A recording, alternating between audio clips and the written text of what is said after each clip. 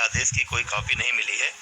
हम न्यायालय के आदेश की कॉपी का इंतज़ार कर रहे हैं, उसका अध्ययन करेंगे और फिर जैसा माननीय न्यायालय का आदेश होगा उसके अनुरूप फिर आगे कार्रवाई करेंगे। लेकिन 2 दिन पहले सुनवाई हुई थी, तो क्या सरकार की ओर से जो वकील थे वो अपना पक्ष नहीं रख पाए, क्योंकि तब कोर्ट ने ऑर्डर रिजर्व कर रखा था। आज फैसला सुनाया है और कहीं ना कहीं सरकार की जो तैयारियां थी उस पर एक धक्का तो लगा ही होगा।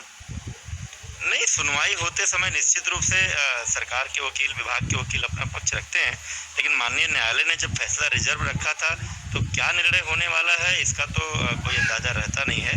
तो इसलिए हम अपनी तैयारियां कर रहे थे। हमारी भर्ती प्रक्रिया का जो शेड्यूल हमने जारी किया था, हम उसके अनुसार काम कर रहे थे।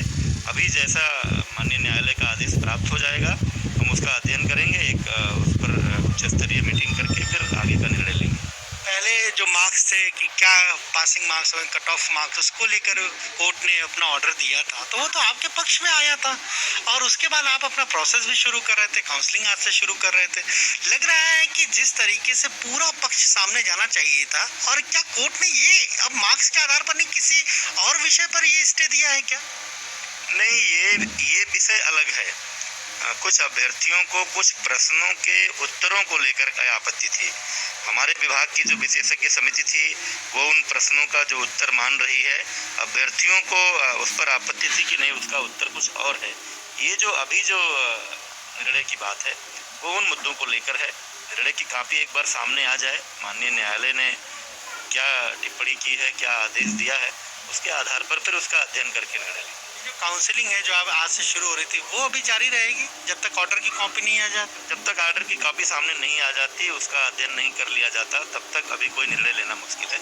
हम आदेश की कॉपी का इंतजार कर रहे हैं। आदेश की कॉपी मिलने के बाद ही इसका निर्णय लेंगे। सरकार अब किस तरीके से अपना पक्ष रखे, क्योंकि एक बड़ी महत्वाकांक्षी योजना, हम कहें तो सरकार कोशिश में लगी थी कि एक बहुत तकरीबन 69,000 के जरिए 2.5 लाख 3 लाख परिवारों तक ये पहुंचता, तो अब उस पर एक ब्रेक लगा है। किस तरह से सरकार की तैयारी रहेगी कि इनको जल्दी से जल्दी नियुक्ति पत्र दिया जाए, मामले को पूरा सुलझाते? नहीं, मैं बार बार आपसे कहता रहा हूँ कि सरकार की मंशा है कि एक तरफ हमारे स्कूलों को शिक्षक मिल सकें ताकि हम आरटीई के जो मानक हैं, जितने शिक्षक होने चाहिए, गुणवत्तापूर्ण शिक्षा उपलब्ध कराने के लिए उतने शिक्षक उपलब्ध करा सकें स्कूलों को।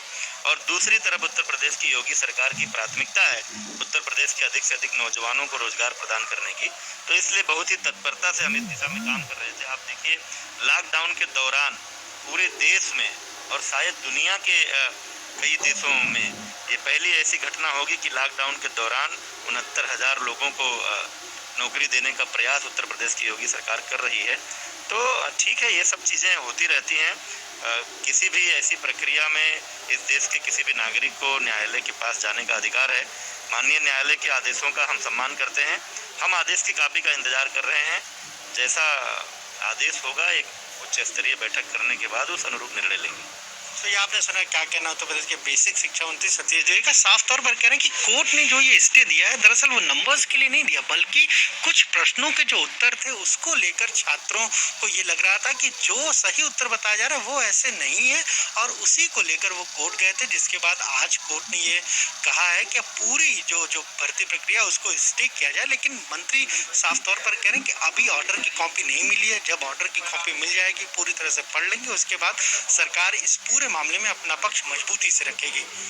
कैमरा से जितिन के साथ अनुभव शुक्ला, एबीपी गंगा, लखनऊ।